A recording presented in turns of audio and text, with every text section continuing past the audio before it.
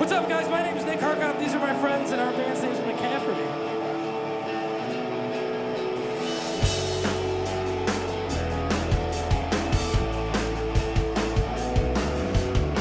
Breathe in, breathe out, everybody scream, fuck! I know, I've gone too far this time. My grandpa said, don't be afraid of death. He's just your oldest friend, coming back for what he forgot. I hope I forget all these lies of books that I am reading. Beginning with humble roots in the small city of Medina, Ohio, Nicholas Hartkop's indie folk punk band McCafferty gained a cult-like following throughout the 2010s for its unique style and consistently fast releases. The band was known for its dedicated fans who stuck by them even through numerous breakups, failed tours, and empty promises. But in February of 2020, that seemingly unwavering support did the one thing Nick Hartkop never thought it could. It wavered. The biggest controversy ever faced by the group caused his loyal fan base to turn on him and permanently tainted the reputation of Nick and McCafferty. This is the story of Nick Hartkop, an alleged abuser brought to light by the very people he claimed to care for most. It's the story of a cult classic band betraying the trust and losing the love of their adoring fans. This is the death of McCafferty. In the early 2010s, Nick Hartkop was an aspiring special education teacher who worked part-time at a restaurant.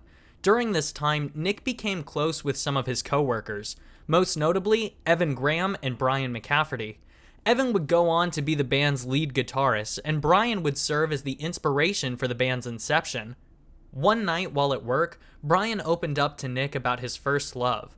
When high school ended, Brian broke up with his sweetheart, thinking it a responsible choice before they both went off to college. But as it turns out, Brian regretted his decision for years to come, as he was still helplessly in love with her, but she had since moved on. Upon hearing this story, Nick was inspired to give voice to the voiceless and show off the otherwise unheard tragic stories of the average person. With this concept in mind, Nick put together his first EP titled Moms and Dads and released it under the band name McCafferty, obviously derived from and paying homage to Brian's last name. Nick would continue to produce music under the name McCafferty on his own for a little while before deciding that he wanted to bring this from a solo passion project to a fully formed band. Nick thought back to his inspiration for McCafferty and the restaurant he worked at part-time. The band would welcome its first new member and Nick's former co-worker, Evan Graham, before releasing their third EP, Dance Beats to Hurt Girls, on Christmas Day, 2012. Officially marking the first project to feature McCafferty as a band.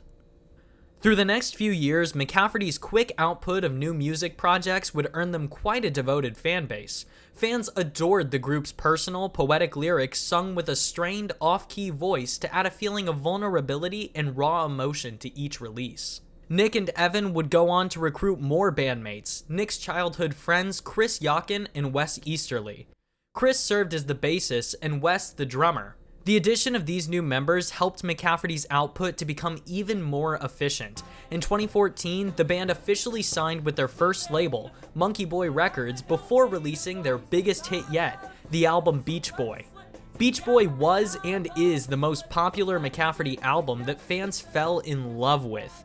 Unfortunately, with all of this growing success, allegations against Nick sprang up almost immediately, beginning with a former fan who ended up working directly with the band, Brie. Brie's statement is the earliest of 16 total exposés on the inner workings of McCafferty, and more specifically, the dark side of its lead singer, brought about in 2020 and compiled into a now private 80-page Google document with the primary goal of deplatforming Hartkop. The document was assembled by former band manager Daisy, who was allegedly a victim of Nick's mistreatment of others, saying, quote, "I publicly denounced him after he personally harassed me through voicemail, email, and social media." Rounding back to Brie's statement specifically, it's important to note that the topics mentioned by Brie become trends in plenty of other statements later down the line from others who were close with Nick. Brie was introduced to McCafferty personally after having emailed the band some of her work on a song that she'd produced with some friends. Nick saw the email and decided to reach out and invite her to help the band in person by recording some backup vocals. Little did she know, Nick's invitation may have had some unfortunate ulterior motives. Her statement reads as follows. After reaching out to McCafferty just to send in a song I sang with another artist, Nick asked me to come to Ohio to sing backup for an upcoming album. I was ecstatic. I felt like my dreams were finally coming true, and it motivated me to work on getting help for my depression and anxiety so that I could be in a good headspace when I got there. And basically, working with them became my reason to live, as I was really struggling at the time. When I arrived in Ohio, I had a trial run with Nick where I sold merch at a show to see if I would be a good fit to go on tour with them. Before the show, Nick became very paranoid, and as I set up merch, I found out that he was at home and had punched a hole through the wall and almost canceled the show.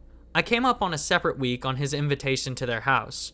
Early in the week, Nick sat me down when I felt like things were actually going well and told me out of nowhere, quote, "Lindsay effing hates you." Also, I should interject here, Lindsay is Nick's now ex-wife, but at the time was his wife. And throughout the week, built a narrative around Lindsay insulting me. As it turns out, Lindsay never said any of this. She expressed her discomfort with him inviting a stranger girl to live with them for a week without asking her. Of course she would be upset. I don't hold that against her, and I agree, it's a weird thing for him to do. Had I known that he hadn't even asked Lindsay if I could stay, I would have booked a hotel. I even offered to do this, but he insisted on having me in their home. The week was filled with statements that would catch me off guard. Nick at one point told me that I was hot and that would help me to sell merch, and it made me uncomfortable. I constantly had to ask him not to use slurs. I asked him to stop making rape jokes because I was dealing with PTSD, and they really were not funny to me. He argued that it was just his dark sense of humor and that I had to have thick skin, and never apologized or made an effort to censor himself. Several times, I was warned that Nick loved to streak and thought it was the funniest thing ever. I made it very clear that I was uncomfortable around nudity and very seriously asked him not to do that while I was working on my mental health. Sure enough, while recording, he flashed by me streaking. He knew it would trigger me and he did it anyway, and thought it was hilarious. Nick also insinuated that I was autistic or similar, which caught me completely off guard because he was a special ed teacher at the time. And he should know that if I had been atypical, not to alienate me or make it shameful in any way. Nick had invited me to stay with them, I believe, as a way to psychologically abuse Lindsay by having another girl in the house, which was one of many calculated manipulations throughout the week. All of the insults were his towards me, and he hid behind Lindsay to make her the bad guy. I am ashamed to have not figured this out for so long, that he was behind creating a villain narrative for a wonderful girl like Lindsay. F Nick, Evan and Wes were nice though. Unfortunately, this testimony contains the most tame accusations against Heartcop.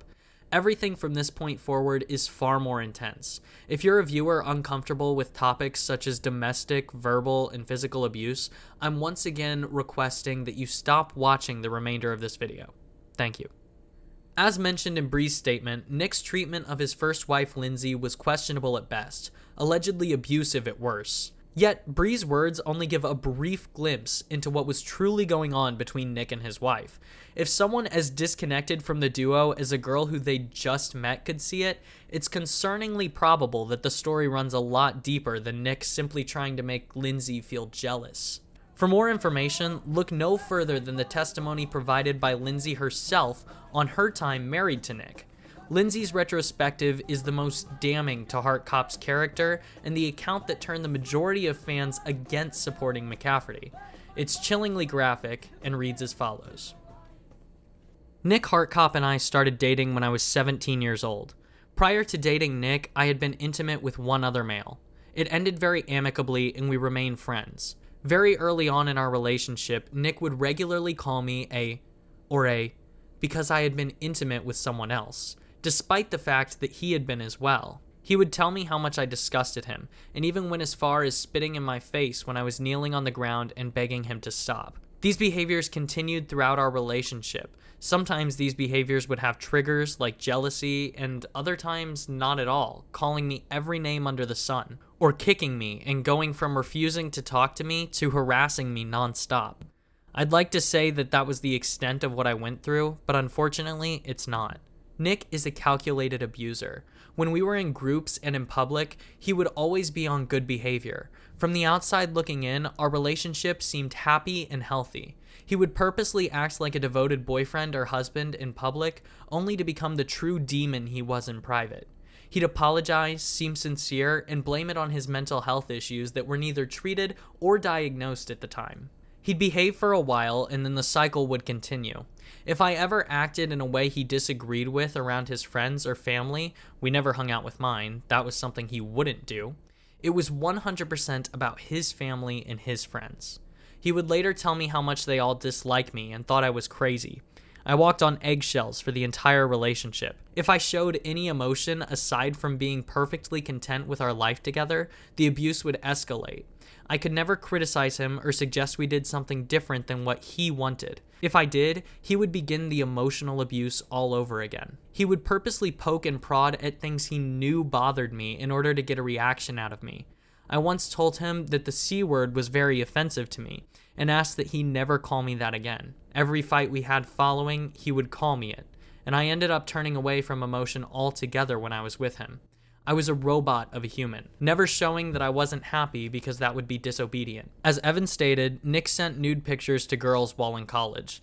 I oversaw some of these messages when they occurred. I asked him about it, and he said I was completely crazy, gaslighted me, and refused to talk about it. Years later, Nick admitted that there were a myriad of girls he used to message through the McCafferty account in a sexual manner. He was always fearful that one would come forward and expose him. A few weeks after we were married, I realized that I needed to get out of the relationship. I had a very long day and arrived home from work very late and was locked out of the house we were staying in because of Nick. I told him that I just wanted to go to bed and not talk. I'm sure it wasn't kind and that my tone could have used some work, but I used no insults. I just wanted to get to sleep. The next morning, Nick told me it was one of the worst nights of his life and that he couldn't believe I treated him that way.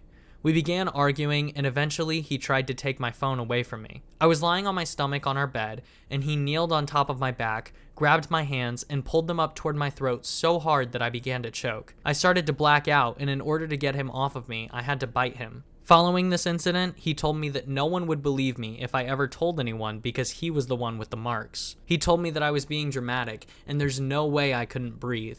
It was the only time I ever admitted to him that I was terrified of him. Over a year later, I gathered the courage to leave him.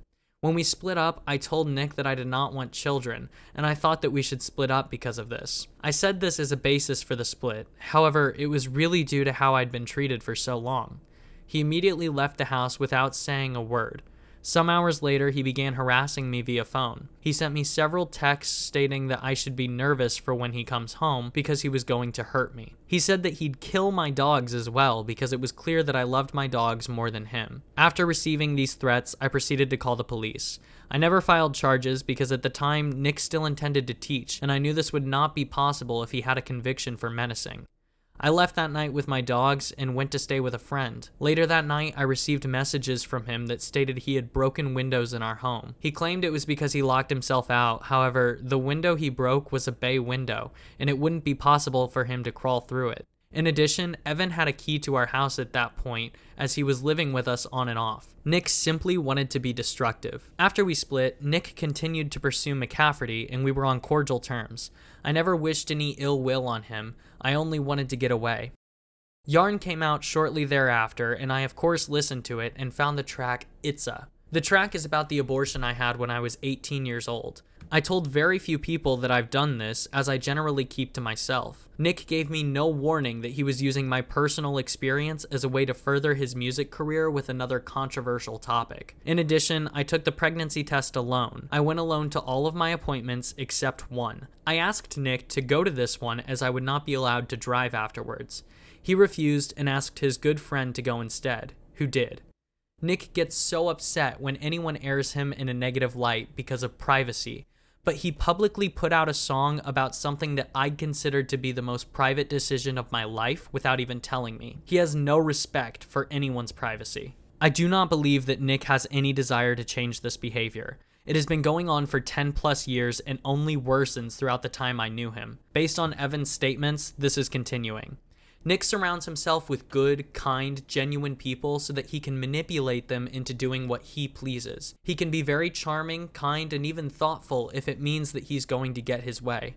But it's all a facade. Nick will continue this behavior for the rest of his life. Leaving him was the best decision I've ever made, and I cannot describe the ways that I've been able to grow as a person since doing so. If you are a victim of his, please know that you are supported and that you are loved by so many of us who also are. I only hope that by finally opening up about what I went through, others will be cautious in any interaction with him. The cycle of abuse is a hard one to break, and I'm so proud of anyone who has the courage to do so. Once again, this testimony provides a frightening picture of who Nick is behind the scenes. You'll notice the common accusations of harassment via voicemail, manipulation and psychological abuse of his spouse, and both accounts plead for others to stay away from Nick. Lindsay also discusses how Nick gets better for some time before reverting to his old ways once again once he senses stability. This same attitude is reflected in his business decisions as well. As mentioned at the beginning of the video, the band experienced multiple breakups before 2020, primarily due to concerns with Nick's mental health. He canceled several shows and record deals from the anxiety that comes with commitment, yet every time this happened and the band got back together, Hardcop was able to convince everyone that this time it would be different, and he was truly dedicated. Of course, those promises were made in vain and were never fulfilled. The final nail in McCafferty's coffin came in February of 2020, with a statement by longtime band member Evan, who announced his resignation from McCafferty with an expose posted to Instagram. The same expose referenced by Lindsay, Brie, and most of the others in the aforementioned Google document. This statement is what paved the way for everyone else to come forward, and is the most indicative of how dysfunctional Nick is both as a person and as a leader. It reads as follows. Through recent events and serious threats, I have decided that I can no longer keep quiet on what really happens in McCafferty. Although everyone is at times susceptible to detrimental behavior through fear and anger, when it continuously comes at the expense and safety of others, I believe that it is an issue. I want to let you all know that Nick is not the person he makes himself out to be online and in person. He is aggressive, calculated, and relentless in seeking his own peace of mind through abusing others. He constantly uses a victim mentality when confronted about his behavior and passes the blame to his true victims.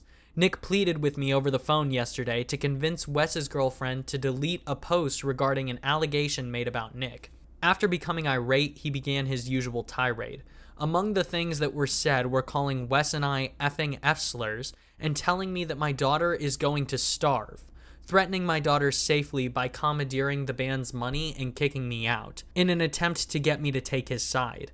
In addition to this, because he knows my girlfriend has suffered from postpartum depression, he told me that my girlfriend is going to put a bullet in my daughter's head, showing a total lack of empathy for my girlfriend's mental struggles. This is also not the first time he has spoken about my 1-year-old daughter in a way that makes me sick. Coming from someone who openly states he's an advocate of the mental health community, there is a conflict of interest when it comes to his public face and what he says and does in private. He went on by calling Wes's girlfriend and my girlfriend.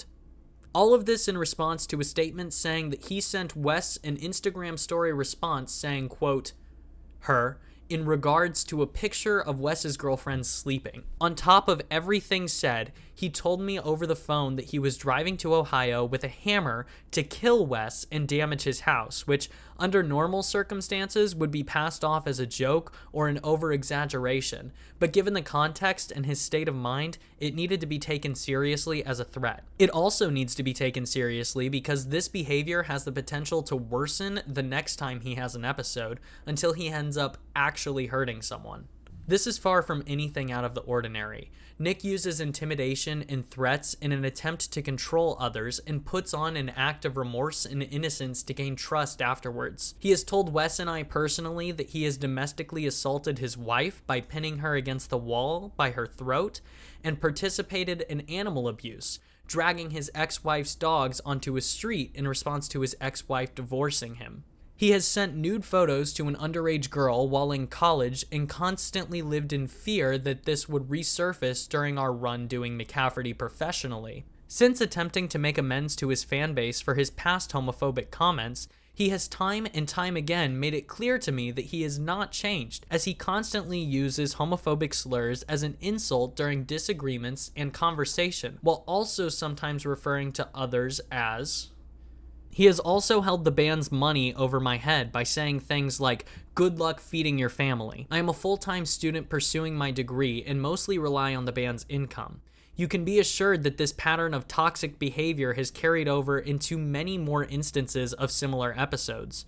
Trust me when I say the best thing is to not give him any more attention with this band. I have seen it slowly worsen his condition as it gives him a platform to punish others while using his fans' approval, many of which are kids, as reassurance that he is in the right or that he is held in high esteem. He checks all of the posts and threads regarding McCafferty incessantly because he is obsessed with his public image and fearful of others' disapproval, which in turn results in harmful or unhealthy behavior. He will not begin to get better until he realizes what he puts others through for his own mental comfort. The attention this band receives is making him more manic. He will try to victimize himself after this statement and will say anything to dispute these comments. He will possibly use his wife to try and vouch for his innocence as well. He may even try to lie about me in an attempt to damage my credibility. I have nothing to hide and am prepared to stand by all of the statements I have made. Nick has even threatened legal action against all of us for defamation. All the toxic behavior that was mentioned will not stop and will get worse until it is acted on.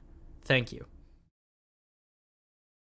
After these allegations came out against Nick, his loyal fan base finally turned on him, opening the floodgates for 16 total people who were close with Hardcop to call him out and discuss their relationships and experiences with him.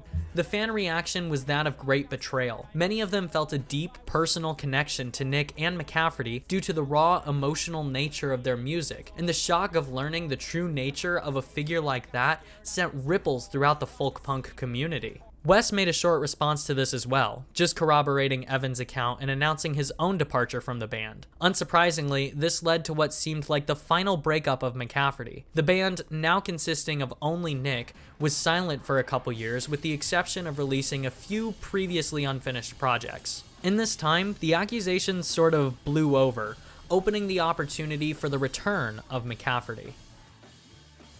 On August 20th, 2022, Nick released a blog post on the McCafferty website detailing his struggle with BPD and bipolar disorder. I'm not going to read the entire post, but I'll link it in the description. Basically, Nick announces the return of McCafferty and assures the reader that this time he has genuinely improved and is committed to his recovery. The legitimacy of this statement is subjective and wasn't commented on by any of Nick's peers, as they're most likely wanting to distance themselves from McCafferty. However, this is far from the first time Hardcop has made a statement derivative of this one, and if he really has changed, you can't blame people's skepticism. This is a boy who cried wolf situation, and it seems most older fans have had enough. However, McCafferty has gained plenty of new listeners in the last year thanks in large part to Beach Boy trending on TikTok and the general ignorance of their modern fanbase on the topic of the band's history. I feel that this video essay was improperly titled, as McCafferty is getting bigger than ever now in 2023. In fact, that was the inspiration behind this video, to compile all of the accusations and the story of McCafferty in order to bring attention to their modern audience on who exactly they're supporting. Of course, everything said against Nick is only alleged, however, it carries enough weight that it should be seriously considered by anyone who supports McCafferty. If you are a fan of McCafferty's music but no longer wish to support Nick, there are plenty of alternatives. Lots of fans switched to listening to the band The Front Bottoms, as they have a similar style. Additionally, former band members Wes and Chris created a band of their own under the name Sister Sandy. You'll find more recommendations at the end card of this video. The band shows no signs of slowing down anytime soon, having just recruited 3 new members to replace those that left in 2020. However, it's important to be educated on the inner workings of the artists that you support so that you don't inadvertently give money to someone who will use it for evil, such as Nick allegedly threatening to withhold Evan's payment in order to, quote, starve his daughter. Going off script for a moment here, situations like this are so painfully common in not only the music industry, but other kinds of artistic industries that feature one sole prominent creator at the center of it. Like YouTube. I mean, just not too long ago, we had the whole Miranda Sings controversy, and it feels like every month a classic YouTuber is being exposed for doing something horrible. However, it's really rare that a lot of these allegations actually come to light like this, which is why it's so important to publicize them. Just going through YouTube and trying to find videos on this topic, there is one video series that I could find even talking about it. Everyone else just completely ignored it. Looking it up on Google doesn't really help either. Most of the resources about it actually come from their fan base on Reddit. So really, it's no wonder that people are finding McCafferty on TikTok and then going ahead and listening to their music, getting really involved, because how are they supposed to know when these kinds of things aren't publicized? But that concludes my soapbox. Thank you so much for listening, and please remember, believe to achieve. Whoa, hi, it's me for the first time in, 2-3 years? I am currently sitting on my unmade college dorm bed and editing this video. So I thought that I would record a bit of an end card section kind of explaining where the future of this video is, or the future of this channel is going, among some other things. So yeah, I am like full swing back into this YouTube thing. This is not going to be the only video that I make. Far from it, actually. I'm already scripting the next video, which should be out later this month, that I'm really, really excited for. Also, despite all of the big content changes, Hangout streams are going to come back exactly the way that they were before. So I think at some point at the weekend after this video comes out, I'm going to host one. I'll have more specific times and dates if you check the community tab or the brand new Twitter plug. So yeah, really excited to get back to doing that, and a little bit more on the Twitter. That is just for updates on videos, so if you want to see what's coming out, when it's coming out, I recommend giving me a follow on there. Or, like I said, I post pretty much the same thing on the community tab of the channel, so just make sure you're checking that regularly. I'm really excited to be back doing this hobby again. It's something that meant a lot to me in the past, and I really think it can help me to sort of expand my creativity and my ability when it comes to editing and things. So yeah, again, thank you so much for watching, and please remember, believe to achieve.